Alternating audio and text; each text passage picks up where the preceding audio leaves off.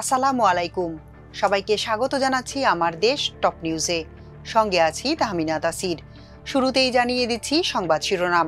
ফ্যাসিবাদী আওয়ামী লীগের তর্জন গর্জন ব্যর্থ, প্রধান উপদেষ্টার ভাষণ ইতিবাচক, এনসিপি অসন্তোষ বিএনপি জামায়াতের।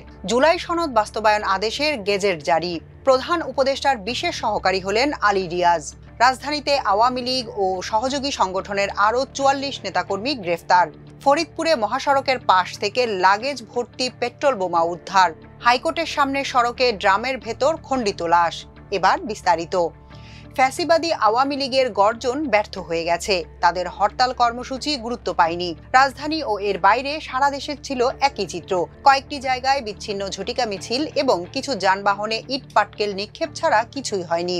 আন্তর্জাতিক অপরাধ ট্রাইব্যুনালে শেখ হাসিনার বিচারের রায়ের তারিখ ঘোষণার দিন ধার্য ছিল আজ বৃহস্পতিবার। ট্রাইব্যুনাল বৃহস্পতিবার সকালেই জানিয়ে দিয়েছে আগামী ১৭ নভেম্বর রায় ঘোষণা হবে। এই উপলক্ষে দিল্লিতে মোদী সরকারের আশ্রয়ে থাকা শেখ হাসিনা তার বাসায় দলের পলাতক নেতা, পলাতক পুলিশ ও সেনা কর্মকর্তাদের নিয়ে সভা করে আন্দোলন শুরুর নির্দেশ দেন। এই নির্দেশের মধ্যে ছিল রাজধানী ঢাকা সহ দেশব্যাপী নাশকতা চালানো ও অস্থিরতা সৃষ্টি করা। এই গোপন বৈঠকের পরিপ্রেক্ষিতে আওয়ামী লীগের পলাতক নেতা এবং ধ্বংসাত্মক কর্মকাণ্ড চালানোর সেই গডফাদার জাহাঙ্গীর কবির নানক একটি ভিডিও বক্তব্য দিয়ে আওয়ামী লীগের নেতাকর্মীদের সবকিছু অচল এবং ভাঙচুর চালানোর জন্য হরতাল কর্মসূচি ঘোষণা করেন। তিনি জুলাই আন্দোলনকারীদের ভাষা লকডাউন শব্দটিও উল্লেখ করেন তাদের কর্মসূচি হিসেবে, কিন্তু তার হাক ডাক কোনো কাজে আসেনি। রাজধানী ঢাকায় সকালের দিকে যানবাহন চলাচল কিছুটা কম হলেও দুপুরের পর থেকে পুরো দমে রাজধানীতে যানবাহন চলাচল ও লোক সমাগম শুরু হয়। পাশাপাশি রাজনৈতিক দলগুলিও ফ্যাসিবাদী আওয়ামী লীগের বিরুদ্ধে রাজপথে ছিল একাট্টা। বিভিন্ন স্থানে জনসাধারণ নিজে থেকে স্বপ্রণোদিত হয়ে রাজপথে সতর্ক পাহারায় ছিল। নানা রাজনৈতিক মতভিন্নতা থাকলেও আওয়ামী লীগের বিরুদ্ধে সবাই একজোট, এটা আবারও প্রমাণ হলো। দেশ অচল করার পরিকল্পনাকারীরা বলেছিল রাজধানী সহ সারা দেশে এমন নির্জীব অবস্থা তৈরি হবে যেন সর্বত্র জনজীবন স্তব্ধ হয়ে পড়ে। তাদের ভাষায় বক্তব্যবন্দী অবস্থায় জনজীবন, যানবাহন, সার্বিক কার্যক্রম বন্ধ থাকবে। কিন্তু বাস্তবতা ছিল ভিন্ন।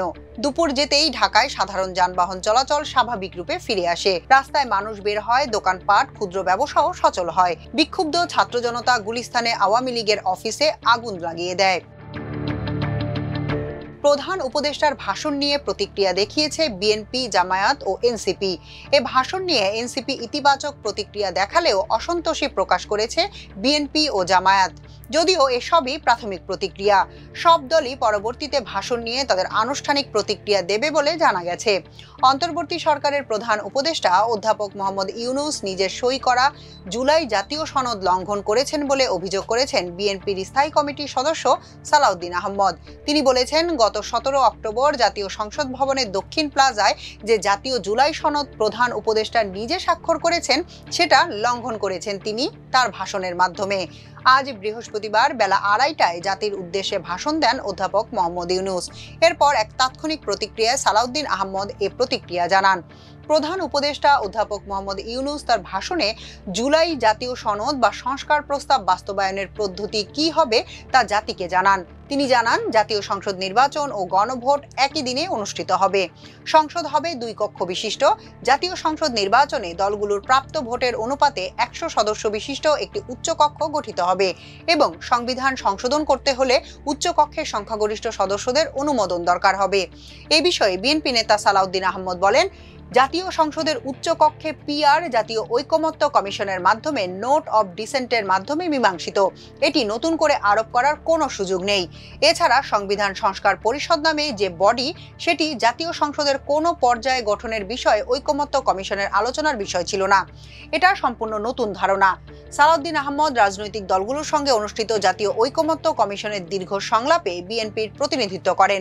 তিনি জানান, প্রধান উপদেষ্টার ভাষণের উপর দলের পক্ষ থেকে আনুষ্ঠানিক প্রতিক্রিয়া জানানো হবে। আজ রাতে স্থায়ী কমিটির জরুরি সভা ডাকা হয়েছে।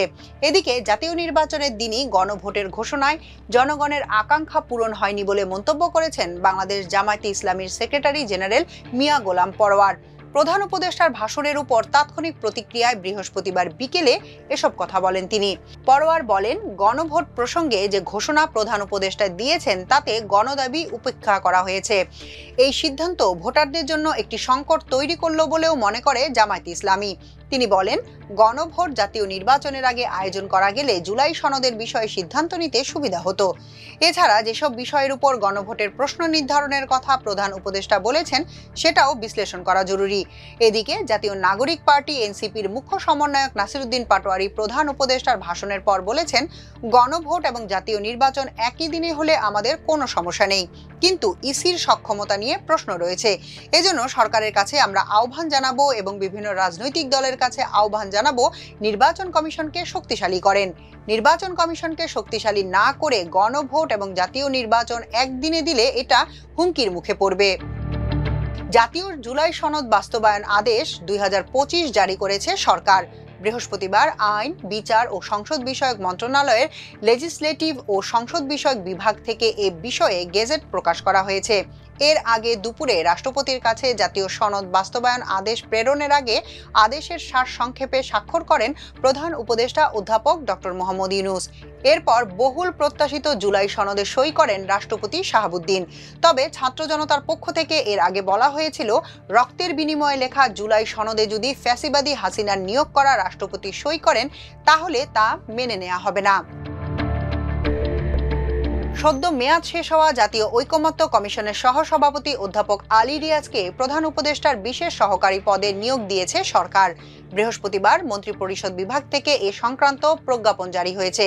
মন্ত্রিপরিষদ সচিব ডক্টর শেখ আব্দুর রশিদের সই করা প্রজ্ঞাপনে বলা হয়, অন্তর্বর্তী সরকারের প্রধান উপদেষ্টা অধ্যাপক মোহাম্মদ ইউনূস অধ্যাপক আলী রিয়াজকে তার বিশেষ সহকারী হিসেবে নিয়োগদান করেছেন।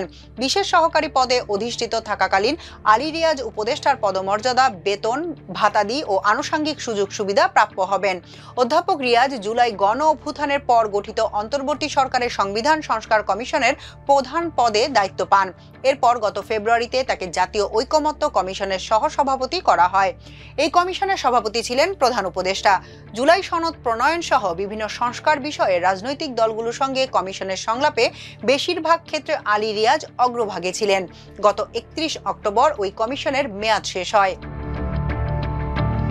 ঢাকা লকডাউন ঘোষিত কর্মসূচিকে কেন্দ্র করে রাজধানীতে নাশকতার চেষ্টা ও ঝটিকা মিছিলে জড়িতের কারণে আওয়ামী লীগ ও এর সহযোগী সংগঠনের আরও 44 নেতাকর্মীকে গ্রেফতার করা হয়েছে। গত 24 ঘন্টায় রাজধানীর ওয়ারী, লালবাগ, মতিঝিল, তেজগাঁও, মিরপুর, গুলশান, রমনা ও উত্তরায় অভিযান চালিয়ে তাদের গ্রেফতার করে ডিবি সাইবার ক্রাইম টিম। বৃহস্পতিবার বিকেলে ডিএমপির পাঠানো প্রেস বিজ্ঞপ্তিতে এসব তথ্য জানানো হয়। গ্রেফতারকৃত অ্যাডভোকেট এস.এম. আবুল হোসেন নিষিদ্ধ ঘোষিত আওয়ামী লীগের ঝটিকা মিছিলে লোক সংগ্রহকারী ও সংগঠক। ফরিদপুরের ভাঙ্গায় মহাসড়কের পাশ থেকে লাগেজ ভর্তি 32টি পেট্রোল বোমা জব্দ করেছে পুলিশ। কার্যক্রম নিষিদ্ধ আওয়ামী লীগ ঘোষিত চলমান ঢাকা লকডাউন কর্মসূচি ঘিরে নাশকতার উদ্দেশ্যে এসব বোমা সেখানে রাখা হয়েছিল বলে পুলিশের ধারণা। বৃহস্পতিবার দুপুর 2টার দিকে ঢাকা খুলনা মহাসড়কের ভাঙ্গা উপজেলার হামিরদি ইউনিয়নের মনসুরাবাদ এলাকা থেকে পেট্রোল বোমা অবিস্ফোরিত অবস্থায় জব্দ করা হয়। পুলিশ ও স্থানীয় সূত্রে জানা গেছে, ভাঙ্গার মনসুরাবাদ এলাকায় নাশকতার প্রস্তুতির খবর পেয়ে সেখানে অভিযান চালায় পুলিশ। এ সময় দুর্বৃত্তরা টের পেয়ে লাগেজটি মহাসড়কের পাশে ফেলে রেখে পালিয়ে যায়।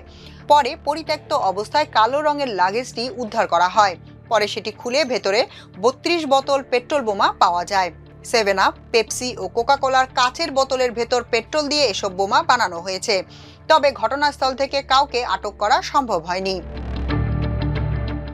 রাজধানীর হাইকোর্টের সামনের সড়ক থেকে এক ব্যক্তির খণ্ডিত মরদেহ উদ্ধার করেছে পুলিশ। শিক্ষা ভবনের উল্টো পাশের একটি গাছের নিচে 2টি ড্রামে এই খণ্ডিত লাশ পাওয়া যায়। মরদেহ উদ্ধারের বিষয়টি নিশ্চিত করেছেন ঢাকা শাহবাগ থানার ওসি খালিদ মনসুর। তিনি বলেন, প্রাথমিকভাবে লাশটি একজন পুরুষের বলে মনে হয়েছে, তবে নাম পরিচয় এখনো জানা যায়নি। তিনি জানান, আশপাশের সিসিটিভি ফুটেজ দেখে কে বা কারা লাশটি ফেলে গেছে তা শনাক্তের চেষ্টা চলছে। পুলিশের একাধিক দল মাঠে কাজ শুরু করেছে। এখনকার মতো এ পর্যন্তই। সবাই ভালো থাকুন, সুস্থ থাকুন আমার দেশের সঙ্গে। চ্যানেলটি ভালো লাগলে সাবস্ক্রাইব করুন। আল্লাহ হাফেজ।